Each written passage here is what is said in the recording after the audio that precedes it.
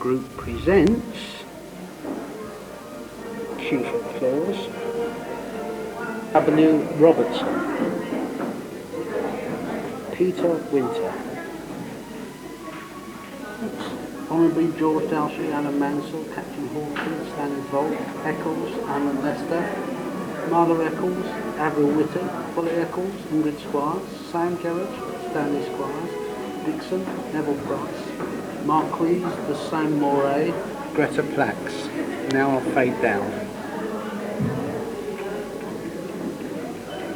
Good. Miss Langton's getting awfully warm.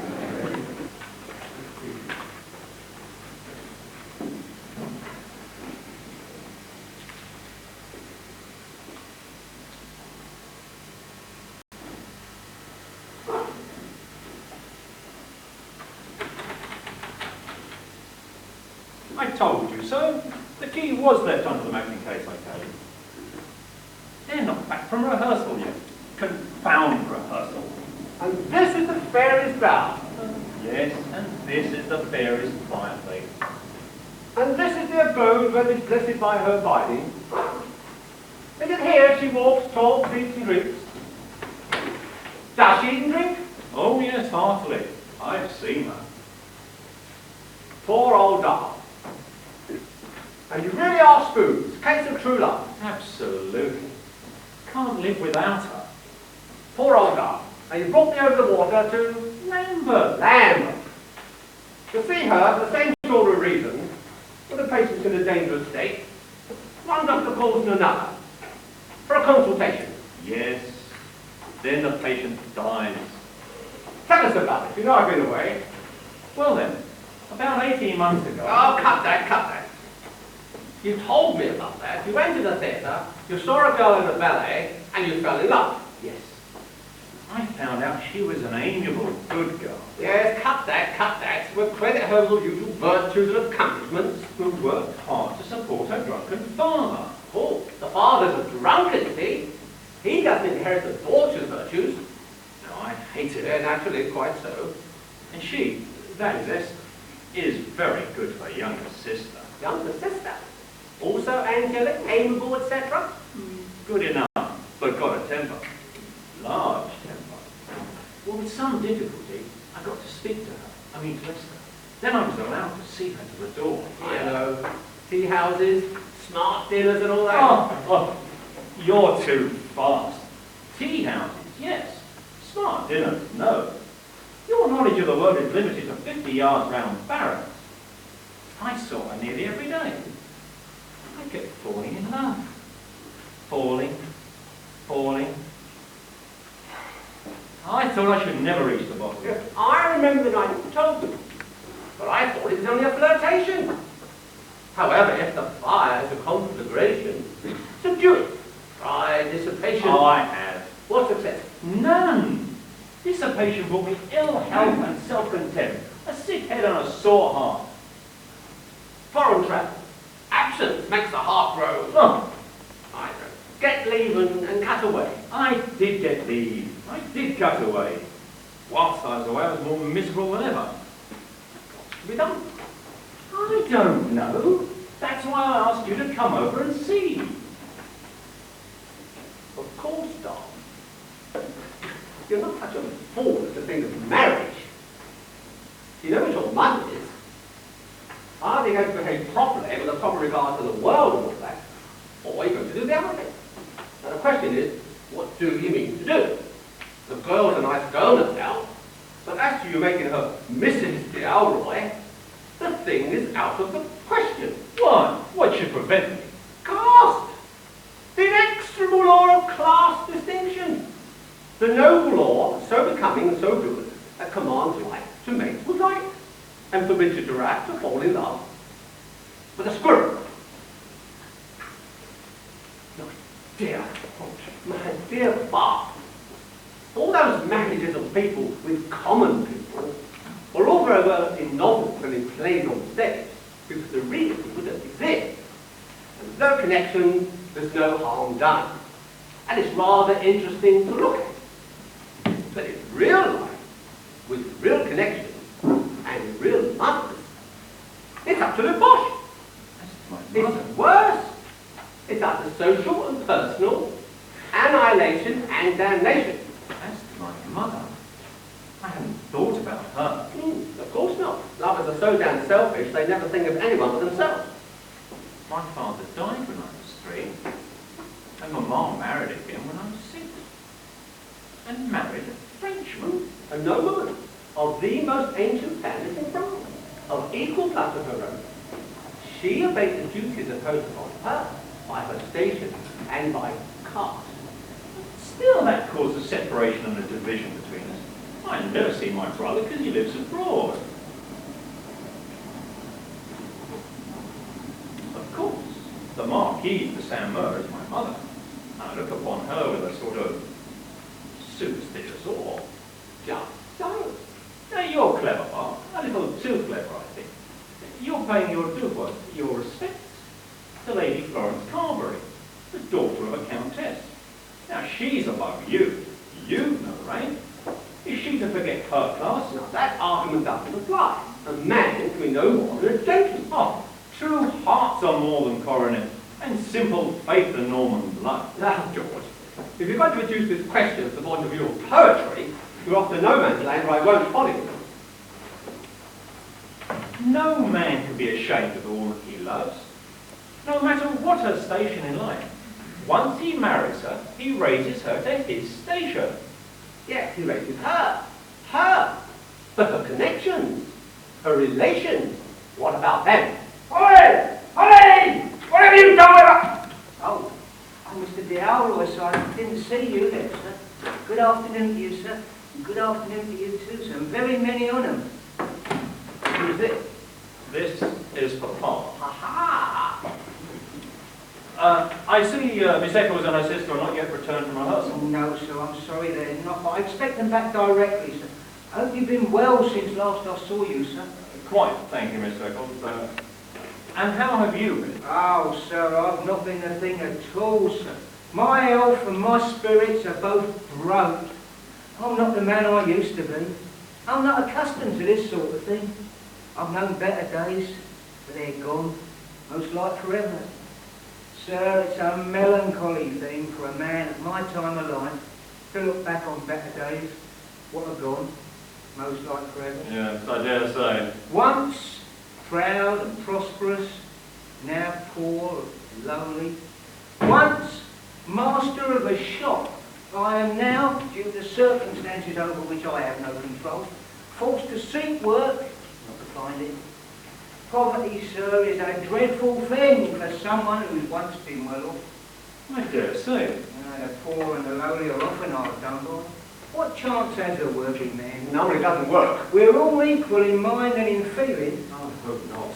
Well, I'm sorry, gentlemen, I can't offer you any refreshment, but luxury and me have long been strangers. I'm sorry for your misfortune, Mr. Eccles. Perhaps you will accept this trifling loan. Sir, you're a gent. You can tell a true gent is half a soul. I mean with half an eye. A true gentleman understands the natural emotions of a working man. Pride, sir, is something what should be put down by the strong hand of pecuniary necessity. And now there's a friend of mine round the corner I've got to see on a little matter of business, so... Don't stand like that. Don't Sorry stand. to leave you, gentlemen. Don't mention it. But the girls will Don't be mention back directly. Good afternoon to you, sir. With pleasure. And good afternoon to you, sir. Half a soul. Papa is not none.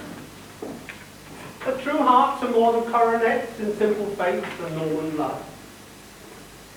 Poor George. I wonder what your mamma would think of Papa Eccles. Come now. Allow there is something in caste. Conceive that dirty ruffian. That rinsing of stale beer. That walking taproom for a father-in-law. Take a trip to Central America. Forget her. I can't. Think I'll be lonely and miserable with her. I'd rather be wretched with her than miserable without her. Don't smoke here. Why not? She'll be in directly. I know that she's mine. Do you smoke before Lady Carberry? You're suffering from the fit of the morals. What's that? The morals is a disease like the measles. It attacks the young and the innocent. You're talking rubbish. I don't pretend to be a particularly good sort of fellow, or a bad sort of fellow. I'm the average sort of thing. And I don't like to see a friend go downhill to the devil when I can put the brake on. Here's a girl, humble station, poor and all that, with a drunken father who evidently doesn't care how he gets his money, as long as he doesn't work for it. Marriage? Why don't you have an affair? Oh, cut it out. She's here.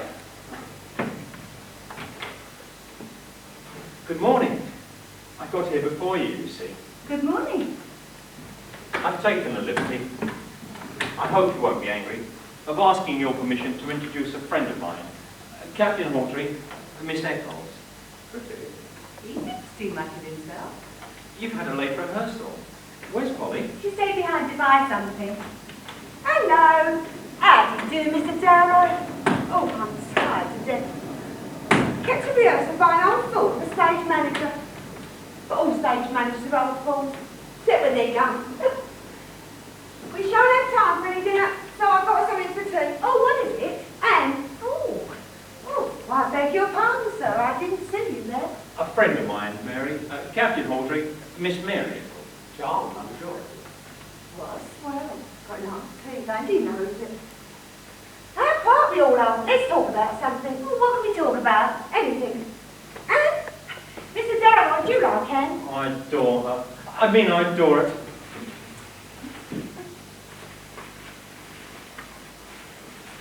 Do you like Anne, sir? Yes. Now that is strange. I thought you'd have been above Anne. Make her ask why. You look above it. You look more equal to tongue. Glazed. Mr. Darrow is here so often he understands our one. Well, I like everything that's piquant and fresh, and pretty and agreeable. Oh, you mean that for me, sir?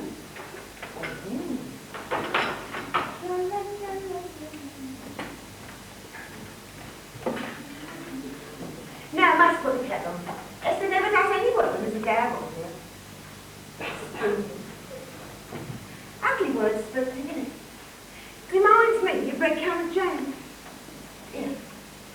Don't you think love is like red currant jam? For the first taste sweet, and afterwards shallow. Do you, Esther? I should like to do so at this moment. Oh, dear, same as you. Now, you're too bad for me. You want taken down a peg or two. Let's see. What are you? A corporal? Oh, my goodness, corporal. See, let's change that then. You be a corporal, and I'll be my lady. There you go. But you must call me my lady, though. You shocked at the end. Certainly, my lady. But I can't accept your invitation. I'm engaged to dine. At what time? 7. 7? Why, that's our past tea time. Now then, corporal, you must wait on me. As the pages did of old. My lady. My lady. Here's the kettle then. Very nice kettle. Take it in the back kitchen. Eh? I'll come too. What are you about? I'm about to build a kettle. Mind what you're doing, Polly. What will Sam say? Whatever Sam chooses. Sweet old don't see the acting can't breathe. Now then, corporal, attention. Forward march and watch the soot don't drop upon your trousers. Left, right, left, right, left, right, left, right, left, right. Oh, what a girl she is. All spirits. The worst is it's so easy to mistake. And so easy to find out your mistakes. Why won't you let me buy your piano? I don't want one. But you said you were fond of playing. We may be fond of many things without having them.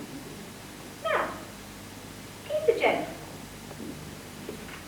He says he's very fond of me. Well, I know his name. What for? It will be as useless as his solicitation. Oh, there. Tear it up.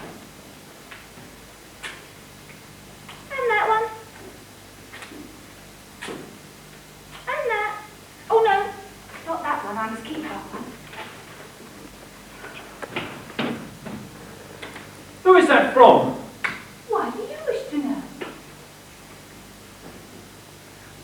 Because I love you, and I don't think you love me. and I fear a rival. Oh, you have none. I know you have many admirers. Well, they're nothing to me. Not one. No. Not the writer of that letter.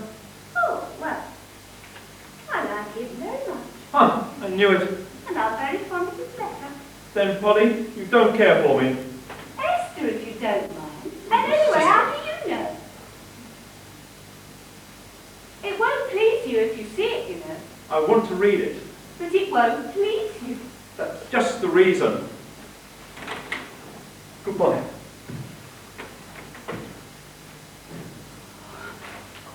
You won't let me read it? I will. There.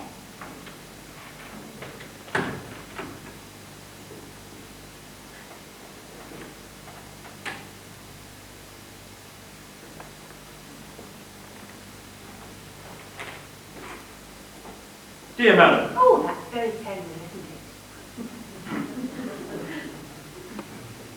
the terms are £4. Your dress is to be found. For 8 weeks certain, and longer if you should suit. Cannot close the engagement until the return of my partner. I expect him back directly.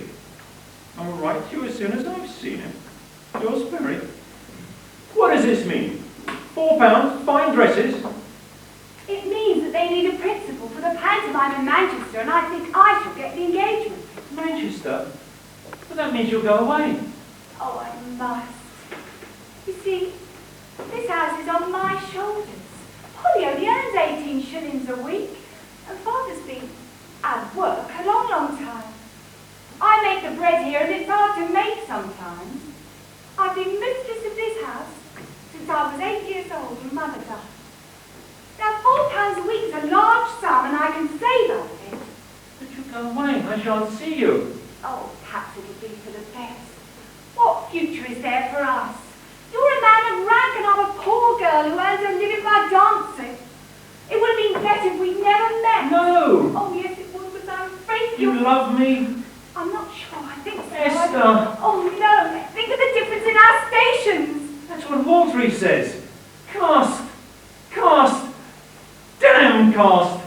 Oh, if I go to Manchester, it'll be for the best. We must both try to forget each other. Forget you? No, Esther, you must... Oh dear, you nasty great clumsy corporal. You spilled that water on my frock. Terrible. Ruined it. Take it off the end. No, put it in the fireplace. You spoilt my frock. Allow me to help you buy you a new one. No, I won't. You'll be calling round to see what it looks like when it's on. Have you got a handkerchief? Yes. Then wipe it dry. Afternoon. You didn't hear me knock. The door was open. I'm afraid I ain't true. No, you don't. We're glad to see you. If you've got a handkerchief, help to wipe this dry. I beg your pardon. It won't spoil it. It's only water. It will come out. The stain won't come out. It will. Look, it's nearly gone. Afternoon, Miss Eccles. Afternoon, sir. Who's the other swell? I'll introduce you. Captain Hawtrey, Mr. Samuel Gerridge. Charles, I'm sure. Who's it? Polly's sweetheart. Sweetheart. In that case, I'll go. I'll go. Going, Corporal. Yes, yes, dear lady. Yes, compelled. Oh, pardon me.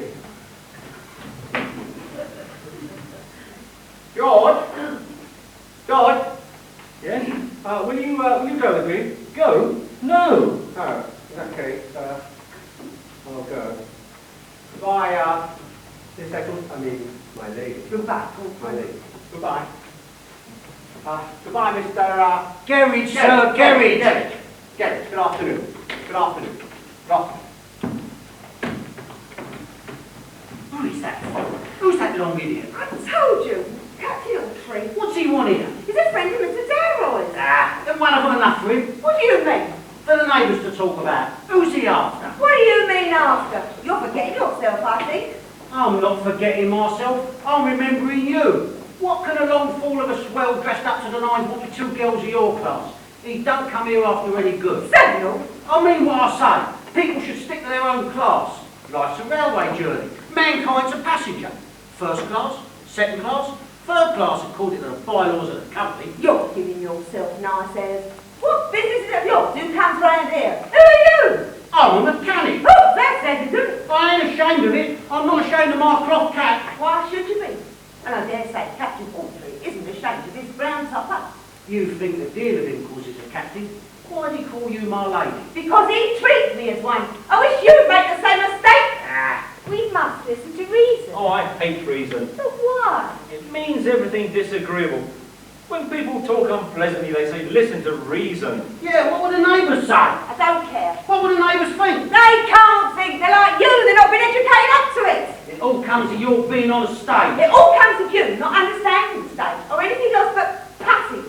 Now, if you were a gentleman. Well, then, of course, I should make up to a lady. Oh, reason's an idiot. That's reason. Painting your cheeks. Better paint our cheeks for nasty old doors as you do. How can you understand art? You're only a mechanic. You're not professional. You're in trade. You're not even at the same station as we are. When the manager speaks to you, you tap your hat and say, yes, sir, because he is your superior. The manager employs me the same as he does you. Payment is good everywhere and anywhere. Whatever's commercial is right. When people love, there's no such thing as money. It doesn't exist. Oh, yes, it does. But it oughtn't. Actors are not like mechanics. They wear cloth coats, not rough old jackets. I despise play actors. And I despise mechanics. I never think of anything else but you. Really? I shan't stay here to be insulted. No one wants you to. Go! I will go. Goodbye, Miss Mary Eccles. I shan't come here again. Don't. Good brings to bad rubbish. You can go to your captain. And use your puffin. And shall you always love me as you do now? More. Now you shan't go to there. Now you'll see my power. Ugh. Miss Mary Eccles, let me out. Mr. Samuel Garridge, I shan't. Now you too. Oh, it's the postman. Now you must let me out. You must unlock the door. No, I needn't. Here, postman. For Esther. Rick. Oh, it's from Manchester. Manchester? I've got the engagement. £4 a week. You shan't go. Esther, stay. But the Be my world. wife. The world, your world. Oh, hang the world. You're my world. Stay with me as Mrs. George Dalroy. Sam! Oh, he's hurt himself, Sam!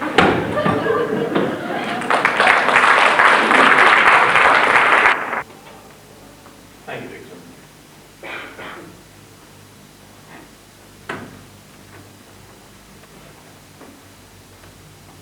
George, dear, you seem out of spirits. Not at all, dear. Not at all. Then why don't you talk? I've nothing to say. Well, that's no reason. I can't talk about nothing. Yes, you can. You often do. Well, you used to do before we were married. No, I didn't. I used to talk about you. My love for you. Do you call that nothing? Now, how long have we been married, dear? Let me see. 6 months yesterday. It hardly seems a week. It almost seems a dream. Awfully jolly dream. Don't let us ever wake up. However shall I tell her? And when I married you, I was 22, wasn't I? Well, yes, dear. You must have been some age or No, other. but to think I've lived 22 years without knowing you. Oh, what are they? It seems such an awful waste of time. Oh, yes, so it was. Awful. Do you remember our first meeting? Then I was in the ballet. Now you're in the high rank. Oh, yes. Butler. Now I'm high rank. The Honourable Mrs. George Dalroy. You promoted me to be your wife. You promoted me to be your husband. Oh, and now I'm one of the jet theatre. Well, yes, I suppose we may consider Oh, ourselves. tell me, George. Are you quite sure you're proud of your boy, number one? Proud of you. Proud as a winner of the Derby. Yes, but wouldn't you have loved me better if I'd been a lady? You are a lady. You're my wife. Oh, what will your mamma say when she knows we're married? I quite tremble at the thought of meeting her. So do I. Luckily, she's in Rome. You know what, George? I should like to be married all over again. Not to anyone else, I hope. Oh, darling. But why over again? Why? I thought it was so beautiful. It was like something out of a novel in the library, only better. You were handsome, high, old, rich gentleman, coming to our humble little home to court for me. Do you remember the ballet I first saw you? It was at Covent Garden. Maggie, or The Return of the Soldier. Do you remember that? Tell me, how was it you first came into the ballet? Well, Mother died when I was quite young. I can only just remember her. Polly was an infant, so I had to be Polly's mother. Father, who was a very eccentric man, but a very good one when you get to know him. Well, he didn't take much notice of us, and we got on as we could. We used to let out the first floor, and a Herr Griffenhagen. He was a ballet master at the opera. Oh, he took a liking to me. He asked me if I should like to learn to dance. Well, I told him Father couldn't afford the tuition, but he said that he did not want payment, that he would teach me for nothing. Then he got us an engagement at the theatre, and that's how we were first in the ballet. What a fine fellow he was. Do you know, I should like to invite him over for dinner. What became of him? I don't know. He left England.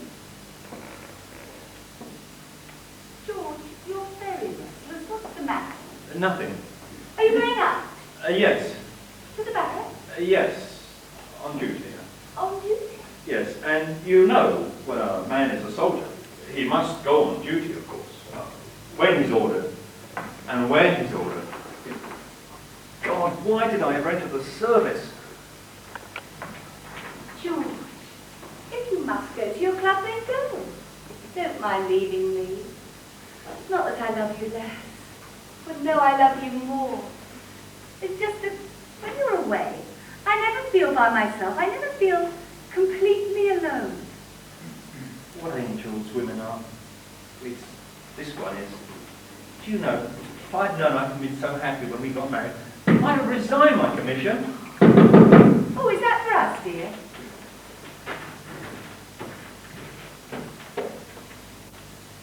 Sultry. Handsome, he's come for me. I must tell her sooner or later. Oh, come in, Audrey. How do? I hope your work will go all right. George. Haven't you told me yet? No, I can't. You must. I can't. You know what a coward I am. You do it for me. Well, I've just said my own issue to me. Oh, yes. The Florence Carberry. How did she take it? Oh, very well. Did she cry? No. Did she exhibit any emotion whatever? No, not particularly. Did you kiss her? No. Then the clarinet was in the room. Did she squeeze your hand? No. Well, did she exhibit any emotion whatever? No, except she hoped to see me back again soon, and India was a bad climate. That seems to have been a very tragic parting. Lady Florence is not the sort of person to make a scene. To be sure. She's not your wife. I wish Esther would be as cool and collected. No, I don't. Don't. Oh, Dixon, lay out my best uniform, would you? I have laid them out, sir. Everything is ready. Thank you, Dixon. Time to pass it away to please. Very well, sir. I must tell her soon. Better send her her sister. Let Dixon go for in a cab. Just so. Dixon, I want you to go. Would you like to have a word with my husband? Shall I go in the other room? No. He's been so... Let there be no answer. Tell the I- parish to drive like a devil. Very good, sir. Well, then will you take him? Yes, to India. Have her now. I'll wait till I put my uniform on. How do you do, good people? Did you meet my man, Dixon? Oh, Dixon, my man. no? Confound it, I have his right for nothing now. I'm sorry, Polly. How are you? How do you do, George? Bless you, my turtle. Give me some spaghetti, George. Well, that's what I call an honourable brother-in-law kiss. Well, I'm not in the way, am I? Oh, no, not at all. I'm very glad to see you. Under ordinary circumstances, she's not a very eligible visitor. Oh, Caste again. I'll be with you directly. Mrs. Dowright, Are you going? Do I drive you away? No. Yes, I do. I'll frighten you, I'm sorry. I know I do. I'm sorry. Oh, you frighten me. You're so handsome. Particularly in those clothes. For all the world to see. Like the Inspector of Police. Well, wild sort of thing, sisters-in-law. Any news, Captain? No, it is with you. Yeah, we have an interview coming out of the theatre. What's it about? I do. Oh, are you going to kill anyone now you've got your sword on? No.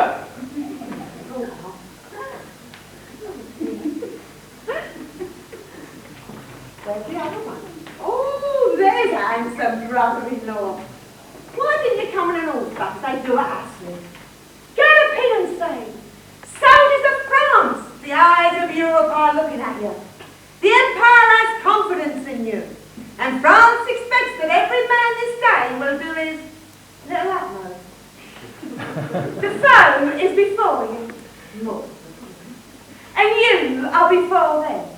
Worse luck for you, eh? Forward! Go and get killed! And for those who escape, we give a little bit of wind. No. Cavalry about! Forward! A gallop! Charge! What a funny little cap! It's got no paint. What's that? Good heavens! It's my mother, the Marchioness! The Marchioness! A Marchioness! A real life Marchioness! I've never seen a real one! John! She doesn't know I'm married! Oh, I'm let me afraid go to up find to you the up the lady. stairs! Oh, Up the no, stairs! please, Put them in let me the see her, please, No, let me see no. the Marchioness. Wait. Please, I want to see a Marchioness. I've never seen a Marchioness.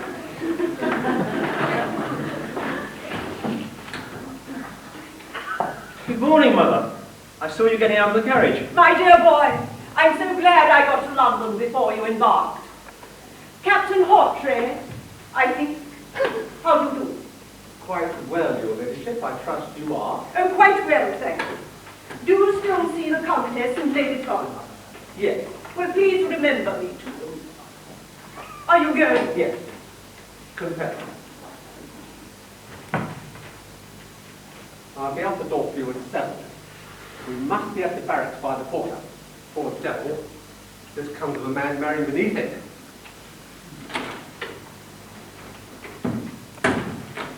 I'm not sorry that he's gone, for I wanted to talk to you alone. Strange that a woman of such good birth as the Countess should encourage the attentions of Captain Hawtrey for her daughter Florence. Lady Clardenax was one of the old carverings of Hampshire, not the Norfolk branch, but the direct line. And Mr. Hawtrey's grandfather was in trade. Something in the city. Soup, I think. Stew George. He is a very nice person, but pardon you, as one can tell by his languor and his swagger. My boy will never make a Mason. He is a Dalroy, and on his mother's side, Blanche de Genista. The source of our life stream is royal. How is the Marquis? Paralyzed. I left him at Spa with 3 physicians. He is always paralyzed at this time of the year. It is in the family. The paralysis is not personal. It is hereditary. I came to London to see my steward. Got to town last night. How did you find me out here? Well, I sent a footman to the barracks. He saw your man Dixon in the street, and Dixon gave him his address. It's so long since I've seen you. You're looking very well. And I dare say, when mounted, are quite a beau cavalier. And so, my boy, you're going abroad for the first time on active service. I can hear every word of this. Hope we go upstairs. And now, my dear boy, before you go, I want to give you some advice. And you mustn't despise it because I'm an old woman. We old women know a great deal more than people give us credit for. You are a Dalroy. You are a soldier. So was your father. So was my father. So was your grandfather. So was our royal founder. We were born to lead. The common people expected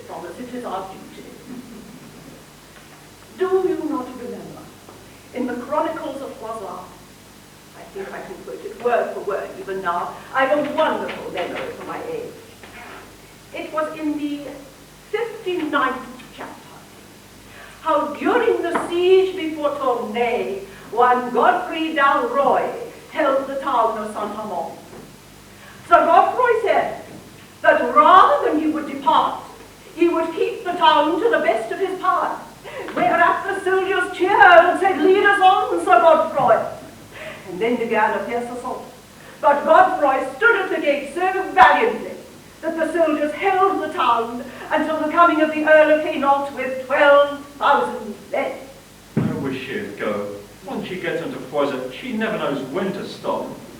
When my boy fights, and he will fight, he is sure to distinguish himself. It is his nature too. He cannot forget his birth. And when you meet these Asiatic ruffians who have dared to revolt and to outrage humanity, you will strike as your ancestor Sir Gautier of Chevreuse struck at Poitiers. François mentions his mother. And Sir Gautier rode up to the prince and said to him, "Sir, take your horse and ride forth. This journey is yours. Advance, banner, in the name of God and of St. George." Whereat Sir Gautier rode into battle to see the king's victory and meet his own death.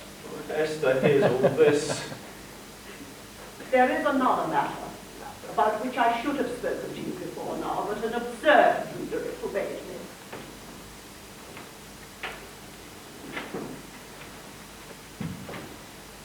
I am growing old, and you, my George, are going into battle. This may be our last meeting. I do not fear your conduct, my George, with men, but I know the temptations that beset a youth who is well born. But a true soldier, a true gentleman, should not only be without fear, but without reproach. Think, George, what dishonor, what stain upon your manhood to hurl a girl to shame and degradation. And what excuse for it? That she is plebeian. Let my boy avoid the snare so artfully spread. And when he asks his mother to welcome the woman he has chosen for his bride, let me take her to my arms and plant a motherly kiss upon the white brow of a lady. Oh my God! What was that? Nothing. I heard a cry. No. George!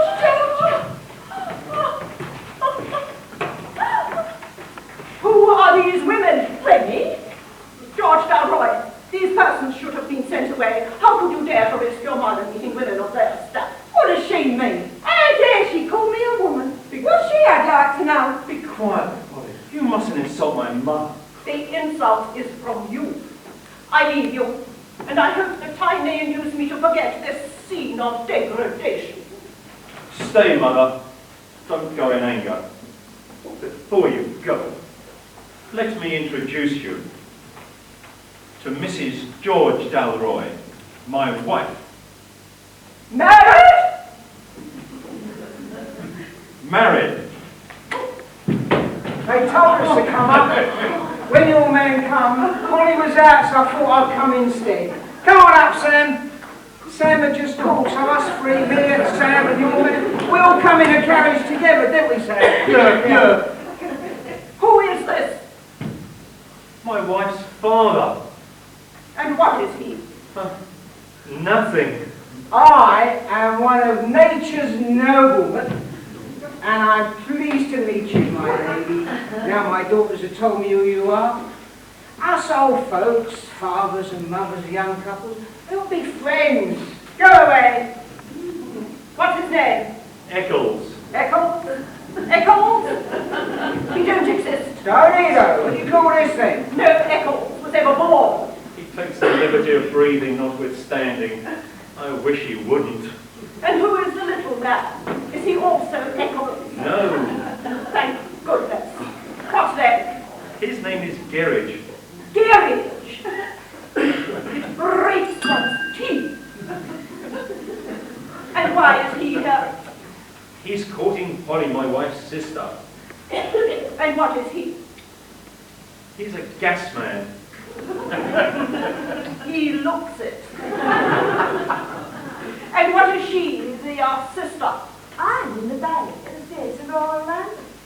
So was Esther. We're not ashamed of what we were. We had no cause to be. That's right, Polly. Pitch into them swells. Who they think they are?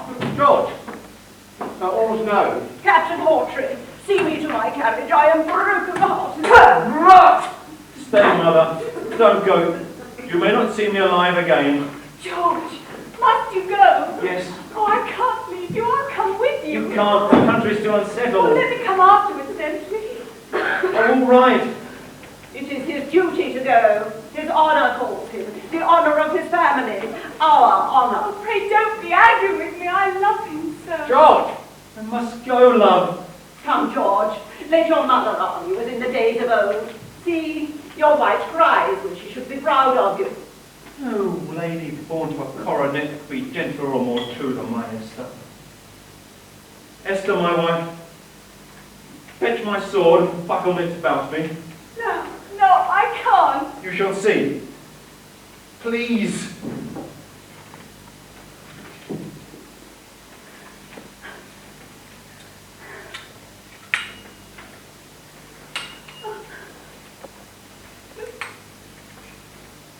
I've left money for you in the bank. £600. My lawyer will be here in the morning to talk to you. Forgive me. I tried to tell you when I was ordered for India, but... Polly!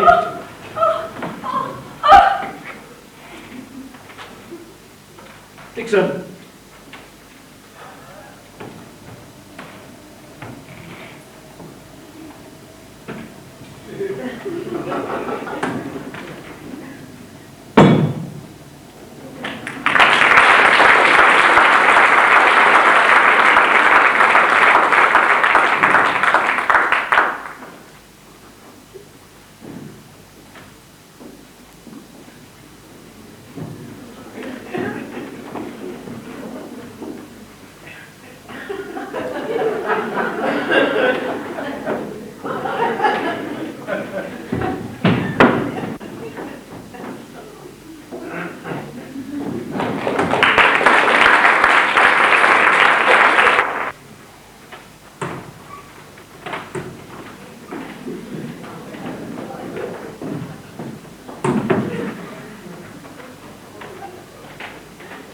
There. There's the dress for Esther, in case she gets the engagement. But I don't suppose she will. It's too good luck. And good luck never comes to her, poor thing. Baby is sleeping. How good he looks. And that is poor little son. Oh dear me. It's a strange world.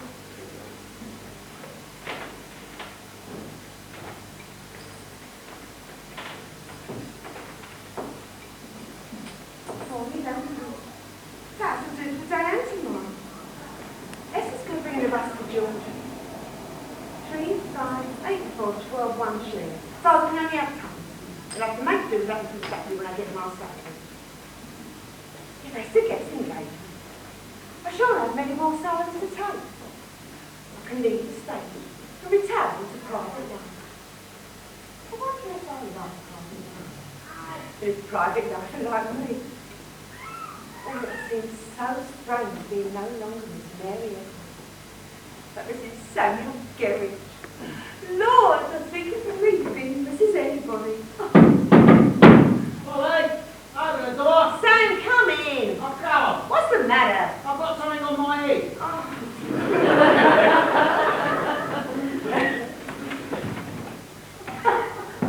What's that? Furniture. How are you, Mum, Polly? You look handsome and ever this morning. What's the matter with you, son? Are you mad? Nah, actually much the same thing. Where have you been these 2 days? That's just what I'm going to tell you, Polly, my pet. Now do go on, Sam, or I'll slap your face. Well then, you've heard me speak of old Mr. Bates, the plumber, glazier and gas fitter, who died 6 months ago. I bought his business. No. Yeah, all for old Mrs. Bates. So much down and so much more at the end of the year. Lord, Sam. I bought the goodwill, Fixtures, fittings, stock, rolls of gas pipe, sheets of lead. Yes, Polly, I'm a tradesman with a shop. A master tradesman. All I want to complete the premises is a Mrs. Oh, don't be foolish, Sam. Come and be Mrs. Samuel Gerridge, Polly. Don't be a goose. I spent the whole of yesterday looking at furniture. Now I bought that, a bargain, and I brought it here to show you for your approval. I bought lots of other things as well, and I'll bring them all here to show you for your approval. I couldn't think what would come of you. Couldn't you? I say, I want you to choose the new paper for the little back parlour. Now, what do you think of that? Nah, don't like that. Yeah, that's neat. Yeah, that's neat and quiet. I'll new paper it, and I'll new furnish it, and it shall be all brand new. Why, it costs a lot of money. I can work for it. With customers in the shop, and you in the little back parlour, I can work like 50 men. Just think of it at night, when the shop's closed and the shutters are up, counting out the till together. Besides, that's not all I've been doing. I've been writing, and what I've written I've got printed. No. Yeah. You've been writing about me? Now, about the shop. See that, Polly? Here it is. You mustn't laugh, you know, it's my first attempt. Samuel Gerridge takes this opportunity of informing the nobility, gentry and inhabitants of the Borough Road. Borough Road? Well, there ain't as many of the nobility and gentry that lives in the Borough Road, but it pleases the inhabitants to make them believe you think so. Of informing the nobility, gentry and inhabitants of the Borough Road and its vicinity. Now, I think that's rather good, eh? Yeah. I first thought of saying neighbourhood, but vicinity sounds so much more genteel. Its vicinity. That he has entered upon the business of the late Mr. Binks, the present Mrs. B, having disposed to him of the same. Now listen, Polly, because this is where it gets interesting. SG. SG? Who's he? Why me? Samuel Gerridge. SG. Me. Us. Right. And hopes that by constant attention to business, and mark this, by supplying the best articles at the most reasonable prices, to merit a continuance of those favours which it will ever be his constant study to deserve. There. All my own work. Beautiful, Sam. It looks very attractive from here, doesn't it? There's the postman. I'll go. I shall send some of these out by post.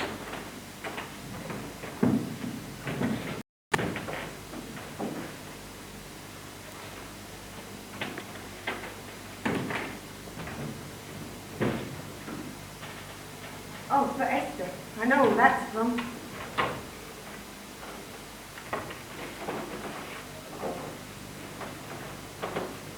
Sam, who do you think was here last night? Oh, Captain Orsley. oh, in. Come back from India, I suppose. Yeah. Lucky Esther was out. Did he say anything about poor Dalbot? Yeah. He said he was right now, not far from town, when he was surrounded by a troop of sepoy cavalry, which took him prisoner without talking to him. What about his death? Oh, that he believed to be too terrible to mention. Did he say anything else? No. We asked a lot of questions, and I told him everything. How Esther came to live with us after her widowhood, and what a dear good baby the baby was, and what comfort to us all. And the reason for it? Yeah. How your father spent all the money that he left for you and Esther? Don't say anything more about that, Sam. Well, I only think Captain ought to know where the money did go to. And you shouldn't try and protect your father and let him think it came from Esther. I told him, I told him, I told him! Always going on about his wrongs. Here's a pretty one for one of the working classes is. Ain't done a stroke of work these 20 years. Now, I'm one of the working classes, but I don't howl about it. I work, I don't spout. Hold your tongue, Sam. I won't let you say any more against poor father. Did Captain Oxford say anything else? Yes, he advised us to apply to Mr. Darrell's mother. What, the Marquisate? And what did you say to that? I told him Esther wouldn't hear of it, and the Major said he'd write to Esther, and I suppose that's the lesson. Come on, Polly, choose the paper for the little back parlour. I can't. Who's the mind of baby? That baby. I've got all about it. I'll see Here's your father coming down the street, won't he, mind him? I dare say he will, but I'll give him an extra sixpence on Saturday. Oh, he looks down in the mouth, he does. But he ain't had no drink this morning. Are you coming in Stop for a bit, Father. Nah, not for long. Going back to work, Samuel. That's right, you stick to it, me boy. There's nothing like it. You stick to it. Nah, Mr. Eccles, I've knocked off for the day. Well, that's bad. That's very bad. There's nothing like work for the young. I don't work as much as I used to myself, but I like to see the young'uns out. It does me good. It does them good enough. Now, this is one of your public house loafers that wants all the wages and none of the work. And I loaf. Sam! Esther being soon, Father. Do stop him with the baby for a Oh, while. no, I tell you I won't. I'll give you an extra sentence on Saturday. You sly little puss. You know how to get round your old father, don't you? Yeah, with a sixpence. Give the cradle a rock his baby cry. And if you should happen to be looking for employment or entertainment, just cast your eye over this. Hang on, I forgot to give the baby one.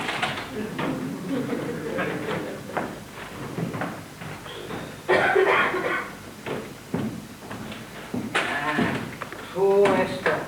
It's a fine market she's bought her pigs to. Stop in here with this baby. And what use is he to me? That fool of a girl. Throw away all her chances. A honourable Hess. And a poor old father not to have on in the price of a pint. Or a cool, refreshing gin. Stopping in here to rock a young honourable cat's head. Are we slaves, we working men? Britons never will be. I can't stand this. I've written to the old cat, to the Marquise, to tell her daughter-in-law and her grandson's nearly starving. That fool Esther, she's too proud to write to her and ask her for money. I hate pride. It's beastly. Well, there ain't no beastly pride about me. Mind you, I'm bloody thirsty. Dry as a lime kiln. And that's milk for this young aristocratic pauper. Everybody in this house is sacrificed for him. And to think that a working man and a member of the committee of the Banded Brothers for the reunification of humankind should be thirsty while this cup, this here, that necklace around his neck's gold. That's real gold. Is this right that this mindless wretch should lay there sleeping with a gold chain round his neck and his poor old grandfather wants the price of half a pint? No, it shall not be! And rather than see it, I will myself correct this outrage on the face of mankind. In this holy crusade of class against class, the poor and lowly against the rich and the powerful, I myself will strike one blow for freedom. Now, he's asleep, and that necklace can fetch 10 bob round the corner. And if the Marquis does give us anything, well, then it can be got back out of some of that. Now, lie still, my darling, it's grandfather looking over you. Oh, hello, my lovey. You had a nice walk? You should really wrap yourself up well, dear. You know how liable you are to catch cold. Georgie, where's his necklace? Father? Where is it? Where's what? The necklace. You've got it. I know it. Give it me. Give it me!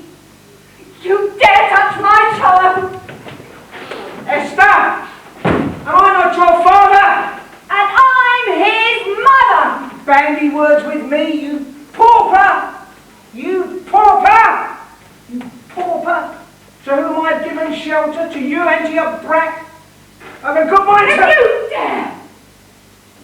I'm no longer your little drudge, your frightened servant.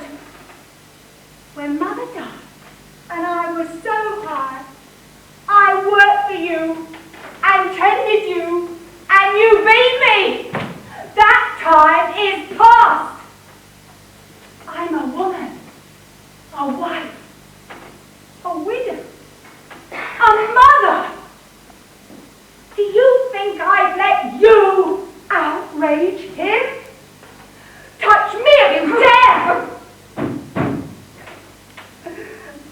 And this is my own child, what I nursed when a baby, and sung nursery rhymes to before she could talk.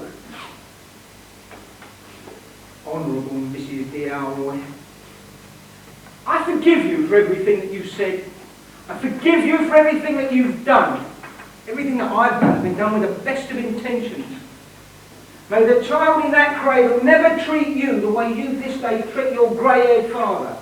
May he never cease to love and honour you the way you have ceased to love and honour me. After all I've done for you. Oh, darling.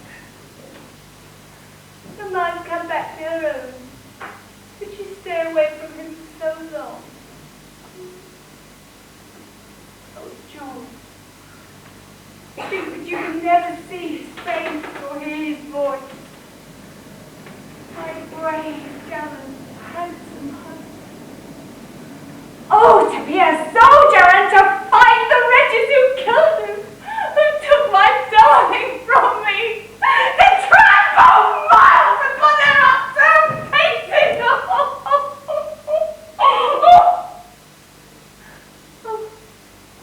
What's that? Captain Holt is writing.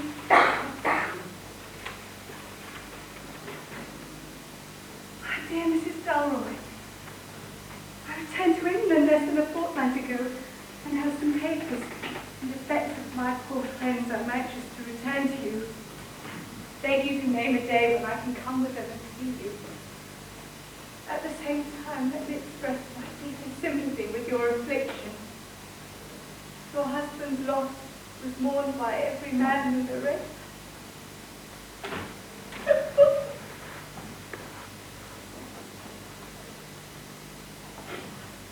Father gone?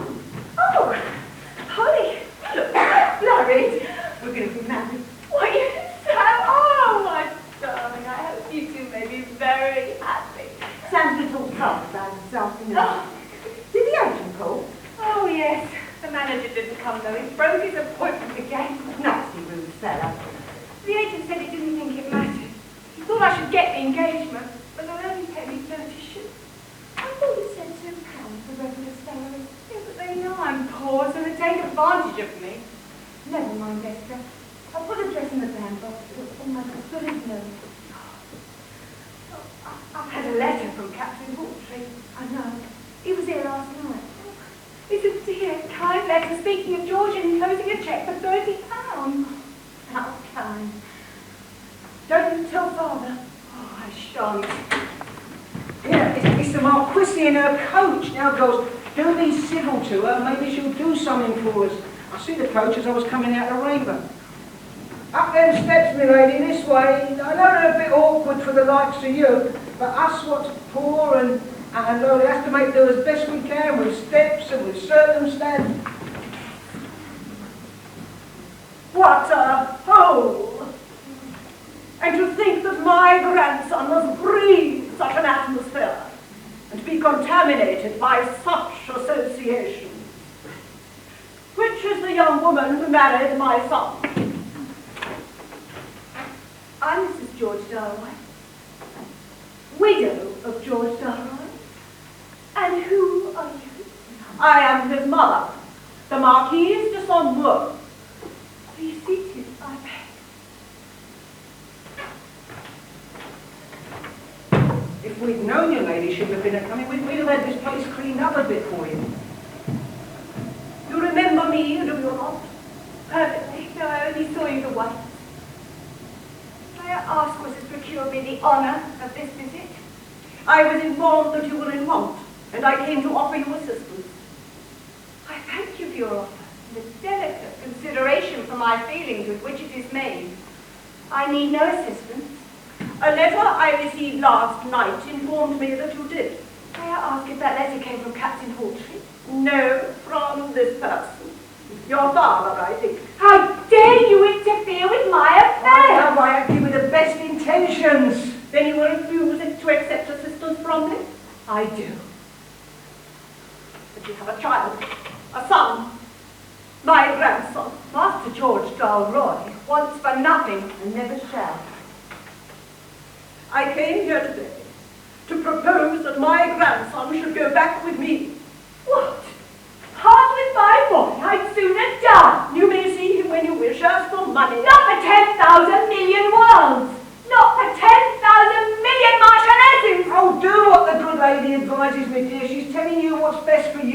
the child likewise.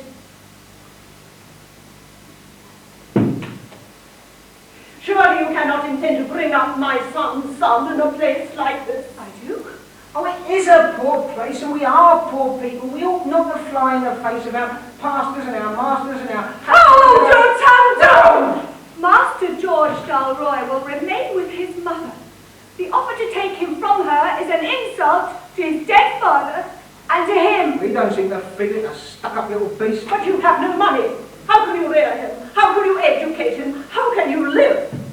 Return to the theatre. Go on the stage again and dance. You are insolent.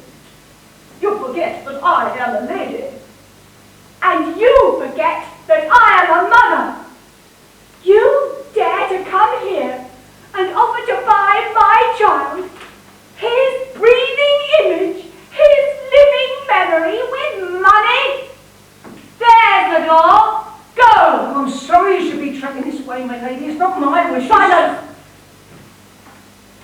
Mrs. Dalroy, if anything could have increased my sorrow at the wretched marriage my poor son has been decoyed into, it would be your conduct this day to his mother. Oh, Polly, go on. And not to leave a sore behind her. That cat. Cat. You stingy old cat. I think I'll go to my room and lie down. Women, they're the obstinatest beasts who've never wore all shoes. Children, they're beasts. They're beasts. Now, come on, Polly. Let's get it over with. Since you've been talking on family matters, Mr. Eccles, I'd like to take this opportunity. Take what you like, Samuel Gary, and then come back for more. That hand is a hand what's never turned its back on a friend or a bottle to share with it. What is this, sir? Don't tell me to some Sammy shock his feelings. Well, you know, for the last 4 years I've been... Oh, go on, strike on me old grey head. Strike it into me heart, don't spare me, have a go at me grey hairs. Don't pull them out, a long pull and a strong pull and a pull all together.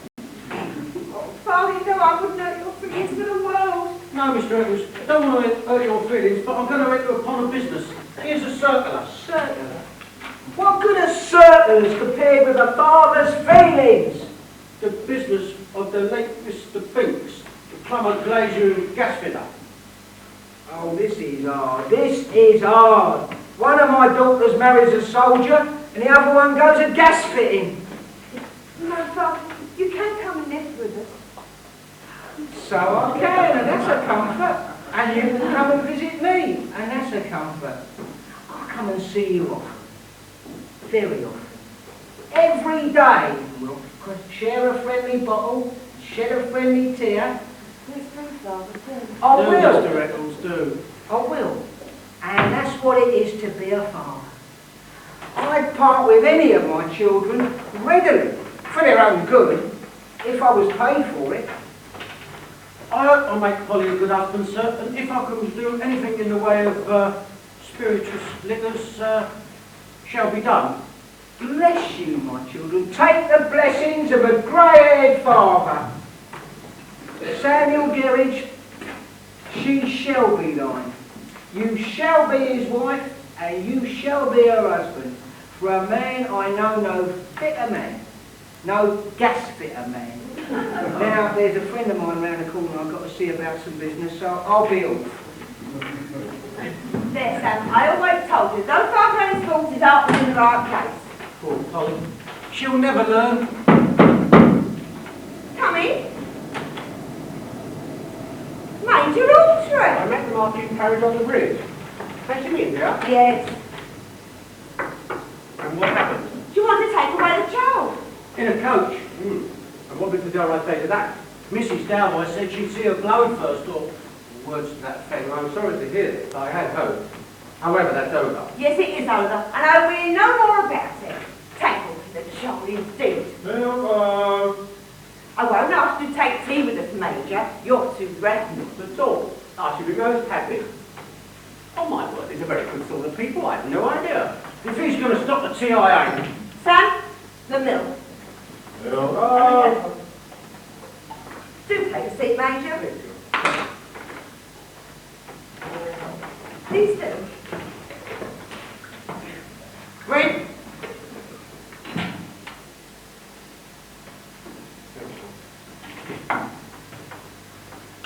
Bar. Sugar, sand. Milk. Oh, there isn't any milk.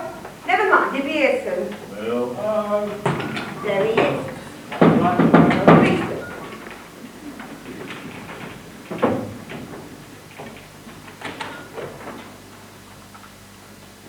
Hello, left this on the stairs outside, so I brought it in. Oh, true, you again. Oh my God! George! What's the matter with you all? Then you're not dead. Dead? No. Where's my wife? You reported killed. It wasn't so. Alive! My old friend alive! And well. And well. Polly. Polly. George.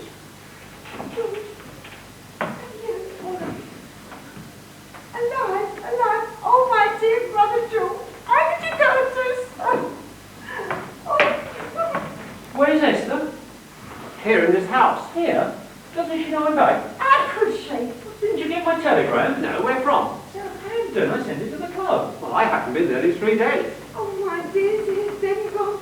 Come back alive. Oh, brother George. Glad to see you, sir. Thank you, Gerridge. Same to you. Where's Esther? She's asleep in her room. Yeah. No, you mustn't see her. Why not? Of this long absence? George, she's greatly excited. She's been ill. The news of your death mauled her terribly. Oh, yes. Poor girl. Poor girl. Oh, we all cried so when you died. And now you've come back alive again. I want to cry ever so much more. We must break the news to her gently and by degrees. Yes, or otherwise we turn the tap on full pressure and she'll explode. She'll wake the baby. Baby? What baby? Yours. Mine? Yes, yours and Esther. Why didn't you know about the baby? No. Lord, the ignorance of these men. Yes, George, you're a father. Why wasn't I told? Why didn't you write? How could we when you were dead? And had left you address. Baby. Baby. It's like a dream. You've seen it. What's it like? Good, sir.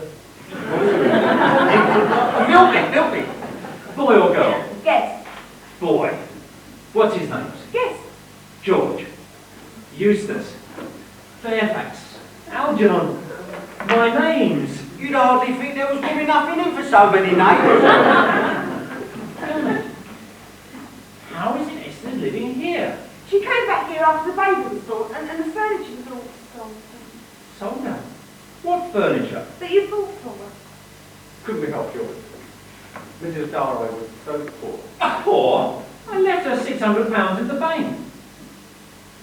We must tell you, she gave to her father, who banked in his own name, and blew every penny gambling. Then she's been in once. Oh, not in one. Friends lent her money. Friends? What friends? You? Thank you, old boy. He never mentioned it. So Papa Eccles had the money. And blew it. You see, Father had been unlucky on the baseball. He told us that had it not been that all his calculations had been upset by a horse winning who had no business to, he'd have made that.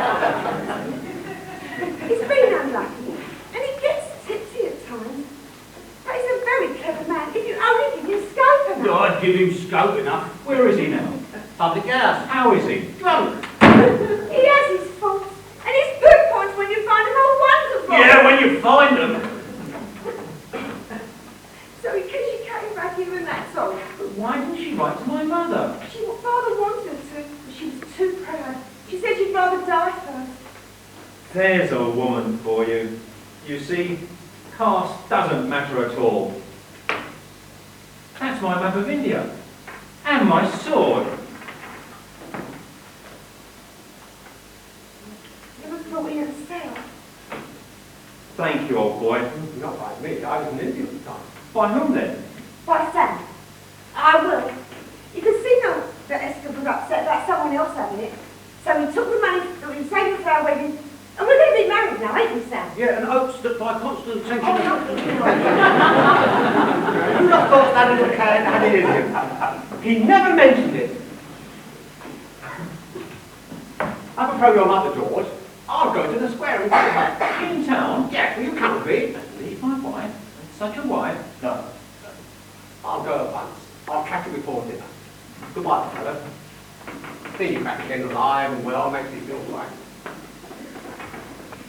Mr. Gerridge, I fear I've often made myself very offensive to you. You have, sir, you have.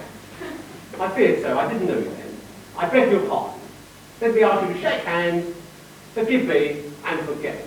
And if I've made myself offensive to you, sir, please forgive me and forget it as well. Sir, that young lady you're intending to marry, Not should you now, be... not now. Bye, George, for the present. Bye, Polly. I'm off to the square. But Esther, Oh, I forgot all about it. I'll tell you all about it. Providence will send it, as it sent you, my dear brother. Oh, you do know how glad I am to see you back. Now you must start Esther being directly. it's not often a man can see his own widow. And it's not often that you want to, now you must go. I'll stay just outside. And I'll come and get you when we're ready. Now after. Oh, Esther. When she knows I'm back, we can be married again and have a second honeymoon.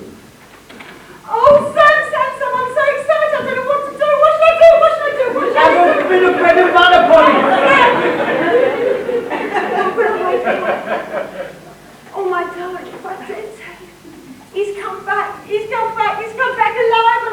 Oh, Sam, it's me.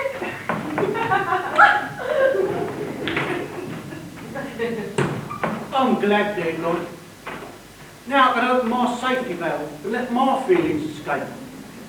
To think of his coming back alive from India, just as I'm about to open my shop. Perhaps he'll get me the patronage of the royal family. It would look stunning over the door. A lion and a unicorn are standing on their hind legs, doing nothing. Poor Esther, to think of her, lying asleep at night, with her eyelids often swollen, not knowing that the great big heavy overgrown dragoon is a prowling outside, ready to fly at her lips, and to strangle her in his strong loving arms. Why, Sam, what's the matter? I don't know, the water's got into my meter. Sam, you're in high spirits tonight. Yes, Ollie and I are going to be married. Yeah, I know. Will you help me with the dress, honey? Oh, it was such a pretty dress when it was new. Not unlike the one Mademoiselle Delphine used to wear. Oh, what's the matter? A needle. Oh, I've got an idea. What? A needle. What, in your finger? No, an idea in my head. Does it hurt? Esther, do you recollect Mademoiselle Delphine? Yes. Do you recollect from that bag? The one that Herr Griffin had arranged? Mad Jean, like the return of the soldier? Yes. Oh, will you help me read you the hem, Polly? Oh, what's the use? How did it go? Let me see. There was a cottage on that side, and a bridge at the back. Then the valley of villages. Then the entrance of Delphine as Jean the bride.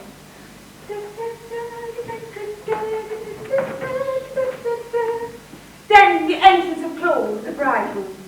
Ah-dee-doo, ah-dee-doo, ah-dee-doo, ah-dee-doo, ah-dee-doo. How are ya? Then the procession to church, and the march of the soldiers over the bridge. Left, right, left, right, left, right, left, right. Arrest of Claude, who is pressed into the army, and torn from the arms of his bride at the church porch. Everyone broken-hearted. This is everyone broken-hearted. I don't like this, Polly. It brings back memories. Oh, hush, memories. One can't mourn forever. Not everything in this world is sad. There's bad news and there's good news sometimes. When you least expect it. Not for me. Why not? Oh, Polly. Second act. Windsor. Village pump. Here's the village pump. Entrance of Jean. Now called Mad Jean. For she's gone mad. recount the supposed loss of a relative. I suppose, lost. The supposed loss. Polly. Mine. Can't stop. Entrance of Claude, who is not dead, in a captain's uniform, with a cloak thrown over his shoulder. Not dead. Don't you remember the day? Jean couldn't remember her husband until he showed the ribbon she gave him when they were betrothed. A bit of ribbon, so only got a bit of ribbon. Oh, that's strong enough for two. Oh no, don't touch that. Why not? It's no use now. You've heard of George. I know. I see it in your eyes. You may tell me. I can bear it. I can. Honestly, I can. Tell me. He's not dead. No. No. Oh, thank you. I had a bright and happy dream when I saw him as I slept. You've seen it. I can see it in your eyes. I know. Oh, let me know if you've seen it. Give me some sign, some token of his life and presence.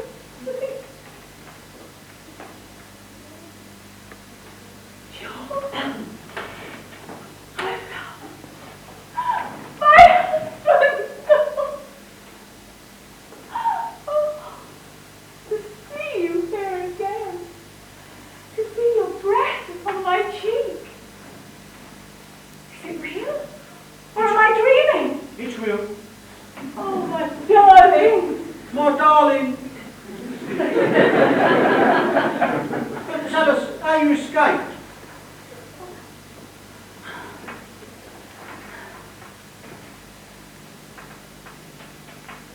There's not much to tell, really. I was out riding one day.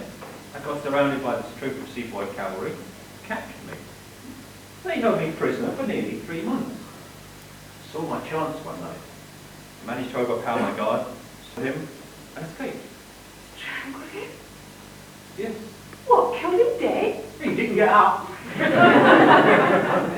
never go and kill anyone. I pay rates and taxes.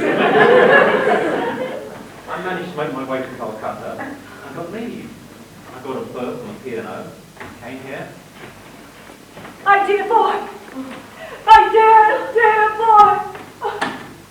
Oh, look, see, she's crying. She's glad to see him back alive again. See, there's always some good in women, even when they're ladies. My dear daughter, we must forget our little differences, won't you? How history does repeat itself. There's a similar and as unexpected a return mentioned in Froissart in the chapter that treats of the Mother, I remember. We must take her abroad and make a lady of her. Grandma, nature's done it to our hands already. She is a lady. Well, I won't have the man who smells of putty, nor the man who smells of beer. George, Countess of Clark. What's the name with you? Oh, nothing. Yes, there is. I thought of my chambers the way here and found this.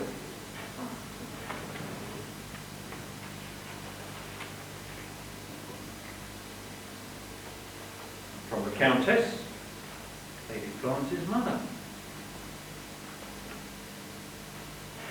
Dear Major Hawtrey, I hasten to inform you that my daughter Florence is about to enter into an alliance with Lord Saxby, the eldest son of the Earl of Loamshire.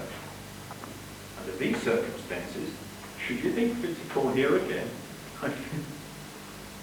oh well, perhaps it's for the best. Caste, you know, caste, and a marquis a bigger captain than a major. Yes, it's best to marry in your own rank of life. If you can ever find a girl. But if ever you find a girl, marry her. After all, it doesn't matter what her class is. True hearts are more than coronets, and simple faith than Norman blood. But a gentleman can't ally himself to a nobody. My dear fellow, nobody's a mistake. Nobody's a nobody. Everybody's somebody. Bless this happy family. May we have in our arms what we love in our hearts. Polly, fetch some glasses. I propose a toast to our newly returned warrior, my son-in-law, the Honourable George Dalroy. Polly, fetch the glasses and a bottle of sherry wine for my ladyship. My ladyship. Ladyship. You may have a little drink afterwards. It's so good to have you back here under these altered circumstances. Back here at Lambeth. Shove his head in a bucket. I think I can abate this nuisance, at least I can remove it. Mr. Eccles, don't you think your talent for liquor, if you had an allowance of about £2 a week and went to Jersey where spirits are cheap, you could drink yourself to death in a year? I should think I could. I will very certainly try.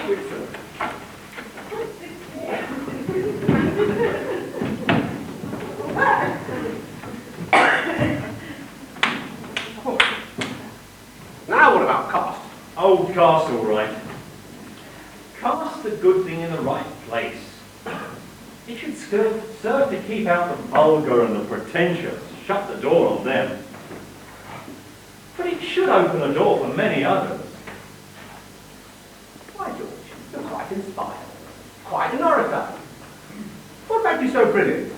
Your captivity? The voyage? What next? I'm in love with my wife.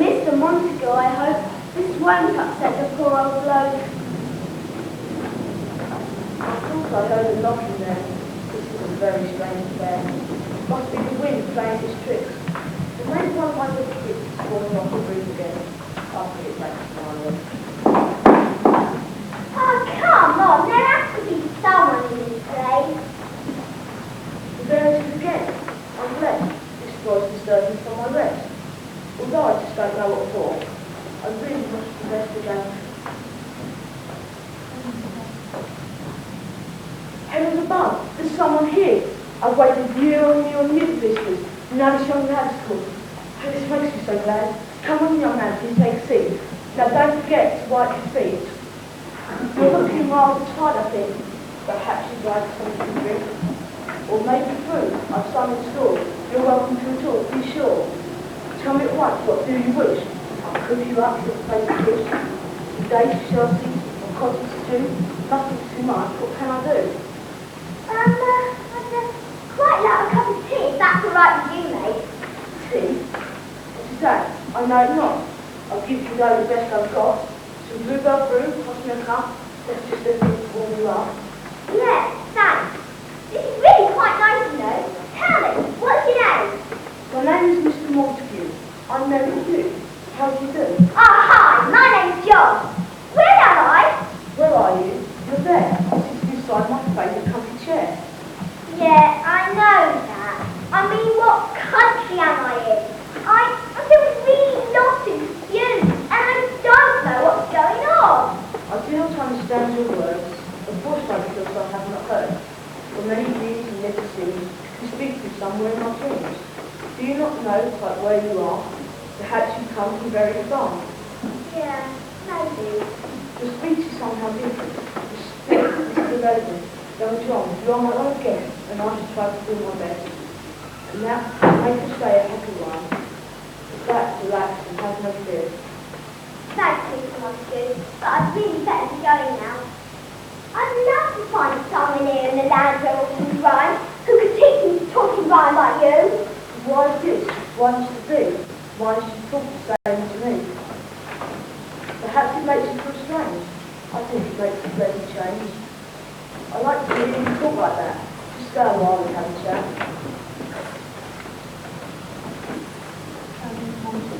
Oh, Mr. Montague, the way you speak is so lovely. I wish I could speak in rhymes like you. What do I have to do to be able to talk like you? Oh, now I see what's going on. I don't know where you come from. But now I begin to understand. You come from the land. And now you want to be like us. Don't bother John, don't make a fuss. I like to hear you talk like that. Just go a while and have a chat.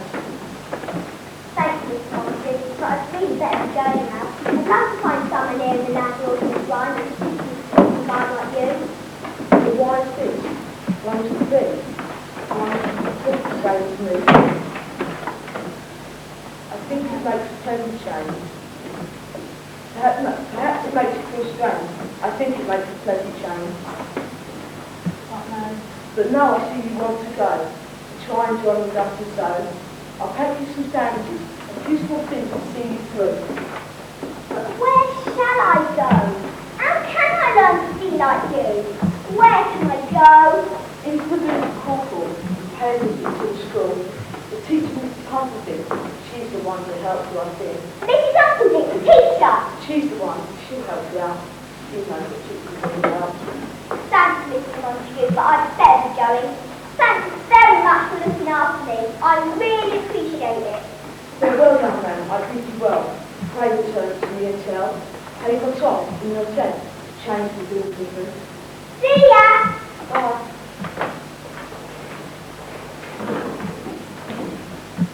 Now, where did he say? Oh, yeah, I remember. The village corporal. Ah, there's a sign here.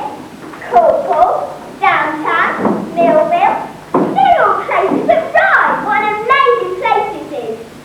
I wish I could speak like Mary Lou Montague. I hope Mrs. Humperdinck, the teacher, can help me. Right, let's go to Corporal then. Got to go to this wood here called Goodwood.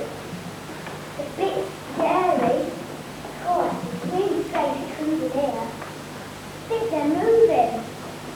Huh! We're the trees living in Goodwood.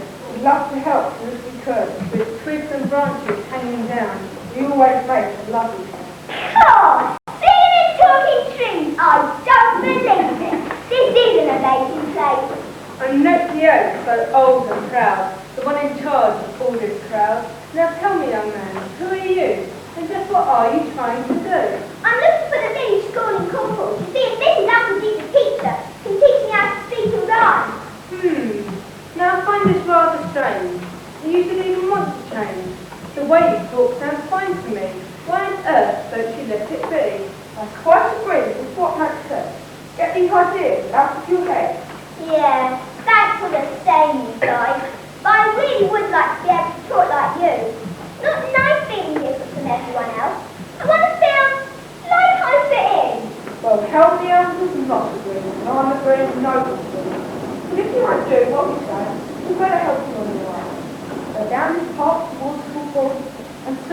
in the village then. Right then. I wonder why those trees did what you've done have to be right. It's all very strange. Ah! There's the village school over there, and there are the children. I think I'll just wait and watch for a while. Come on, Nick, pass me the ball. All right, now, I heard you call. Don't yell so much. Shut up, you two. Just play the game and pass it through to me. I'll put it in the net. Hooray! Oh, no, I think we'll get it. Turn it off. All right, isn't that stupid thing? I'm on the boy who keeps falling into my room. I must say, I'm soon. It was me, ma'am. I'm sorry, but I really thought the door was shut. I'll see you later, Mr. Okay, but now it's time to stop there. Do my whistle. Let's go. It's time to start from school, you know. Good morning, Mrs. Humblebee. You are the one that makes us think. How we love to come to school, so we can learn the golden rule. Being ignorant is a crime. Here in the land where all things rhyme. We are so glad that you are here, for it is you who make things clear. Good morning, ma'am. I picked you some pretty flowers yesterday. Here's a pretty yellow one. Same white colour as the sky. I picked a flower that is green. The loveliest I've ever seen. We'll put them together in a vase, and that will make a lovely flower. Why, thank you, girls. That's very nice. I'll fetch a vase and look twice. Now let's go in. Come on, baby. Time to practice our 2 times table. 1 to 2 is 2, 2 to 2 is 4, 3 2 is 6, that makes 2 more. 4 2 is 8, 5 2 is 10, 6 2 is 2 more again. 7 2 is 4 makes 14, and then there's 8 2 which makes 16. 2 is 20, that's plenty. And then there's 10 2 which makes 20. 11 2 makes 22, and 12 makes 24. We're through. Bad, not bad, I'm not good. But now it's time to practice 3. Hello, who's this? Come in, young man. Learn your presence if you can. My name's John Smith. Mr. Montague said I'll find you here. John Smith, well, that's a funny name. You're welcome here, just to say. Call the register in my class. Is Mabel over here? Yes, ma'am. Handy brandy, trouble in charge. Your behaviour drives me wild. Yes, ma'am. Do you need me to read? Yes, ma'am. How can't you be more like her? I want Jackie Mackie. Yes, I have. There is me old here, I say. Yes, ma'am. And finally, Nick Slick, the boy with the mighty trick. That wasn't me who kicked the ball. It was Andy, not me at I all. want to know if you're him, stupid boy. Ma'am. Oh, there. You better deal with this young man. What's your name? John Smith. Huh? Come on, mate. We gave you time to finish off our teacher's rhyme. But you went quiet. That's terrible. You need another syllable to make it right. But I can't speak in rhyme. That's why I came here to see if your teacher, Mrs. Appleby, can help me learn to speak in rhyme. Wish I could. Oh, it's most peculiar. We'll have to get this sorted out. You'll soon begin, I have no doubt. That is so unkind of you. You're really being rather still. The way you speak is not so bad. Don't tease him or you'll drive him mad. I think it's really rather sweet. The way he speaks is really neat. Well, I don't think it's me at all. I want to be like the best of you. Why, it's so important, John. To talk like that, you must be wrong. Yeah, I agree. It's not so strange. In fact, it makes a pleasant change. Well, I've had enough of it. Can't you think of someone who can help me? Well, I suppose you better pay a visit to the doctor. Well, I think he's in this afternoon. You'll be able to see him. Dr. Potter is his name, and far and wide he still the same. Where can I find him? He'll be in the surgery. He opens at 3:30. Okay, Dad. See you again when I don't have to die. Right, find the doctor to talk to then.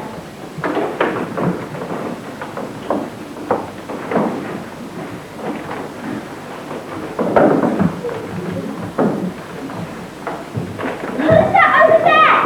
Hey, who are you? I am the village idiot. I really am a stupid plot. Your brain's full size, mine's only half. And my job's to make people laugh. I'm Moon the Loon. It is my name. I always play a joke or game. Tell me, what are will you, young man? I'll have you laughing if I can. My name's John, and I'm looking for the doctor's surgery. Your name is John? How very nice. I'll make you laugh within a trice. Let's see, a joke is in my head. Do you know the one about the bed? No, I haven't heard that one. What's the answer? It hasn't been made yet, you see. I like that. No, very good. Hey, tell me, Ruth, where's the doctor live? Where's the doctor Potts live? I've got to go and see him. Young man, are you ill? It's better to take a little pill. Let's get you off to the doctor. They're about the helicopter, which had a crash. The pilot told the officer up there he was cold. Up there, and so the stupid man switched off what he thought was the fan. Switched off what he thought was the fan? Oh, I get it, yeah, very good move. Oh, here's the doctor's place now. Ah, here's his surgery. Time is 3:25. I'm sure he'll be here very soon. As sure as my name's Moonaloon. The man who cures your wounds and cuts is really absolutely nuts. Hello, what has been here? The problem is very clear. We need a bandage for this man to make it better if we can. Oh, hey, what's going on? Oh, be quiet, John. It is the rule. I told you so. The man's a fool.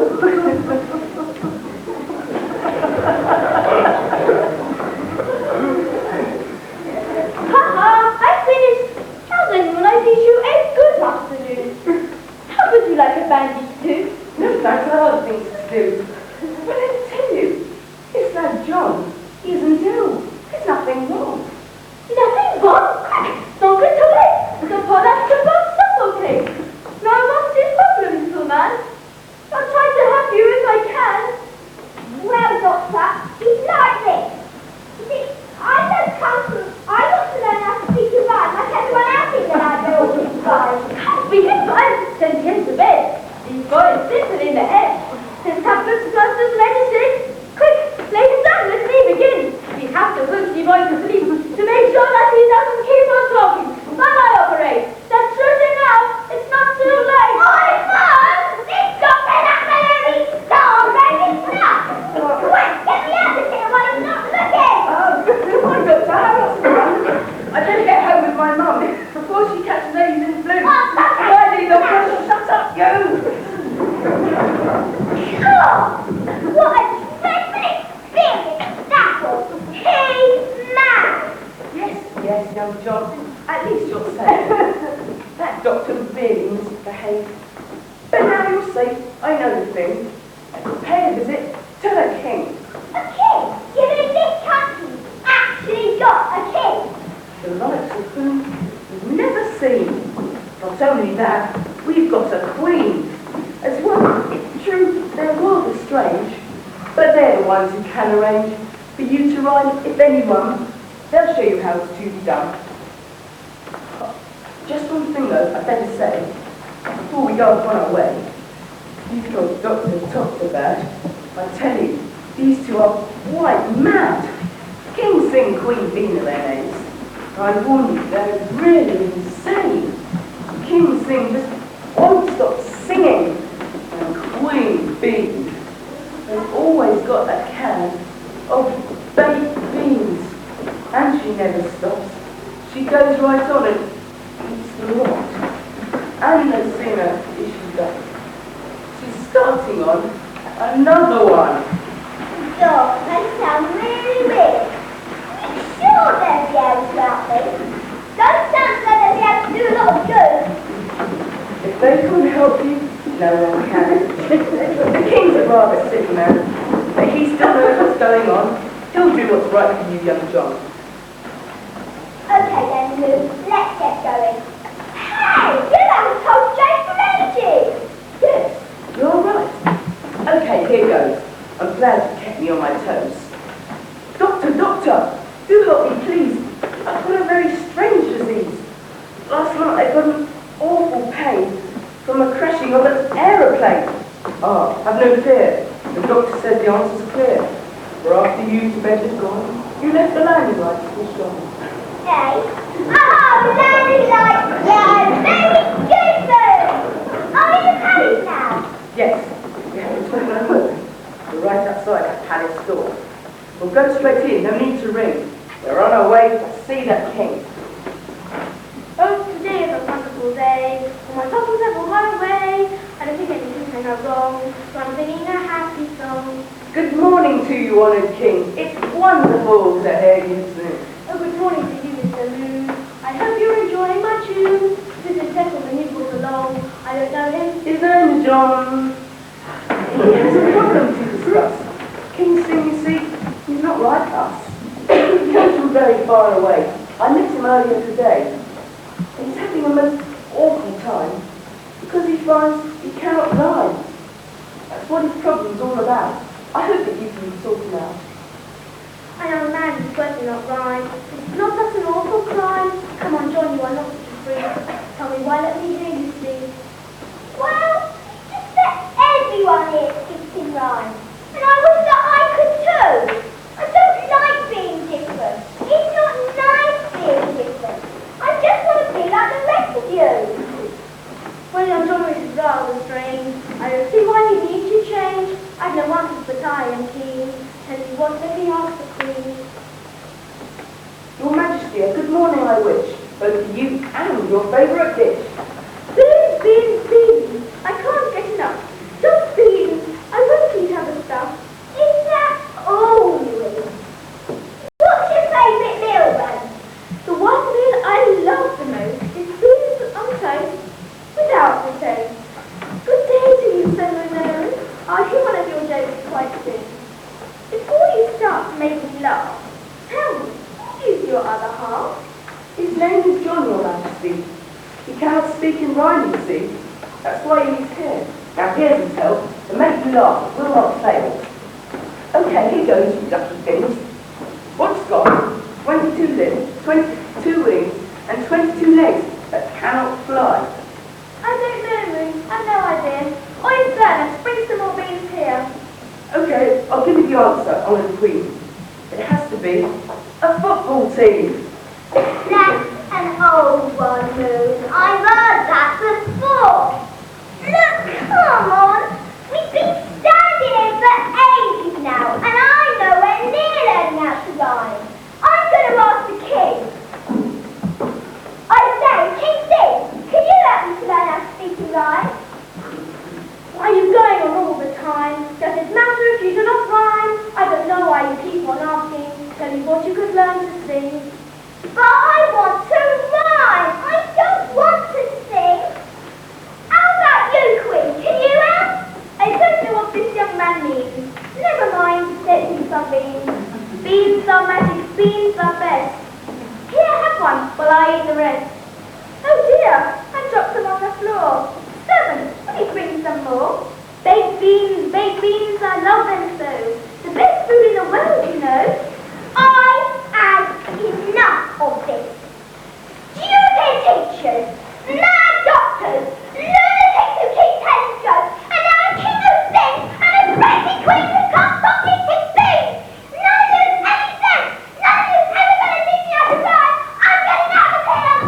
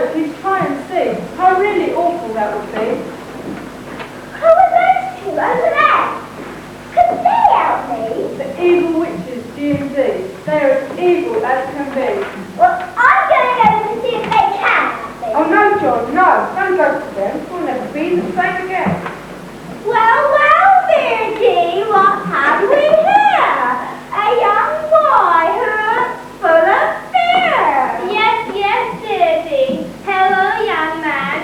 We'd love to help you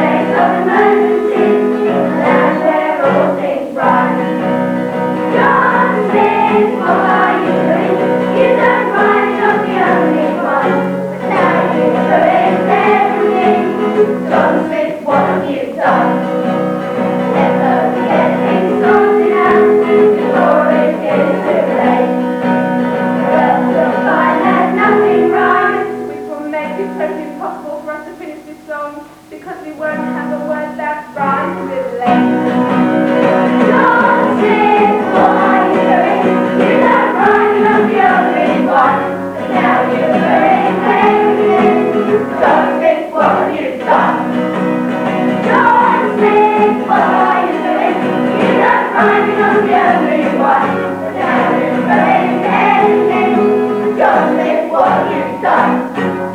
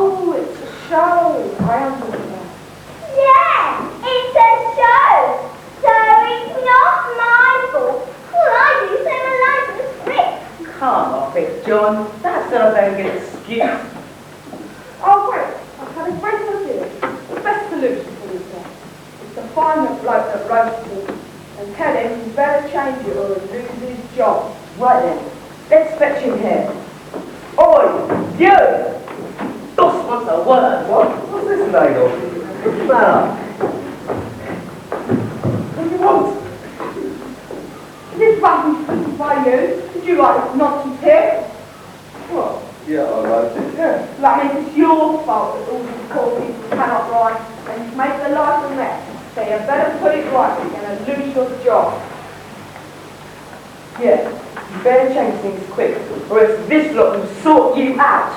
Come on, Dick, we've been hung up. How times have things been?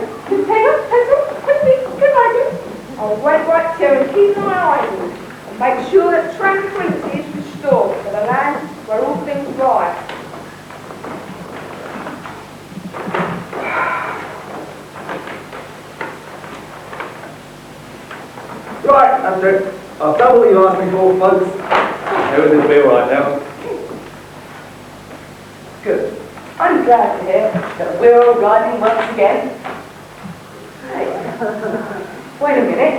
That's not right. Right. You've had your chance. Now this bloke's going to do you in. What's Oi, what's the matter with you? Get off. No decorum. Now tell us what have you done to make people let you down? I've written a fairy. Who will make everything all right again. Here she comes. Now. Hello, what's happening here? The situation is not clear. Tell me what this is all about, and I will try to sort things out. It's magic! Well, it was nothing really. Well, thanks to this little affair, the land where all things right does not. So perhaps in a little spell, we can make all things right again. Before things get much worse, we better get rid of him first. Now, tell me, the problem is the time that's gone. Tell me, how long have things been wrong? About half an hour. Oh, that's easy. Here we go. The simplest spell of all you know. Take a clock, turn back the time, and now you'll find that you can rhyme. I don't believe that changing time will give us back our right to rhyme. Hey, wait a minute. We're okay. Our problems have all gone away. My voice is back, you lovely thing. I'm alright and I can sing.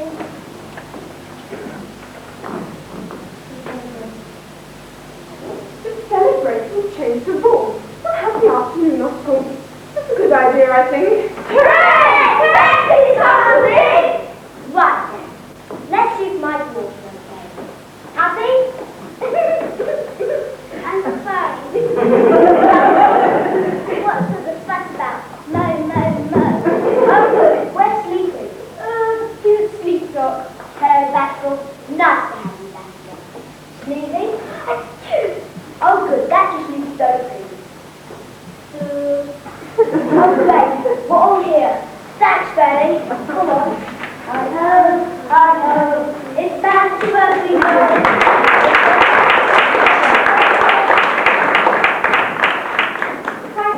I have to go. One thing more I want to know. Young John, don't sound rearranged. There really was no need to change.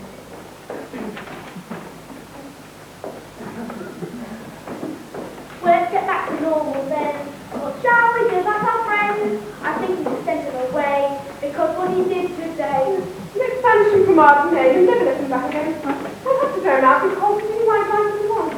If he stays, he'll be sad. But I really think he'll do it.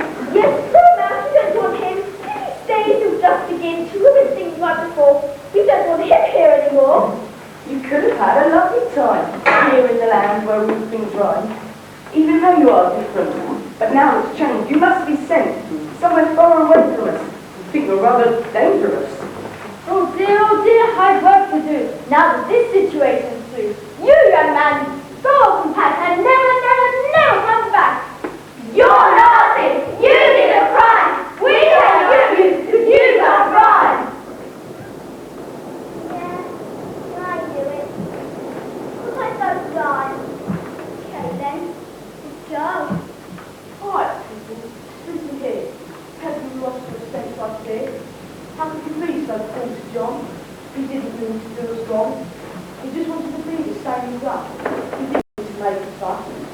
I think that we should let him be. And he should come and stay with me. Now I've got over my fear. Spoken after all these years. With you good people, it's just great. Speak again, let's celebrate. Let's be a really happy race. I hold a party at my place. A party fit for kings and queens and food and drinks. Will there be beans? Yes, Your Majesty, but you must have given much to do. It sounds a good idea to me, for Mr. Montague for tea. And so, dear friends, let's forgive and forget those things which have gone. There's only one thing left for us to do a job. Will you come home and live with me? I don't want to be lonely. So please agree and say it's done. You'll come home and be my son. Well, if it's all right, I mean, if you've all forgiven me for what I've done, and if you can accept someone who doesn't talk like you. Yes, young John, of course we can. Now come on, friends. This dear old man is back with us. It's really great. Let's come along and celebrate. Yay! Now let me tell a joke.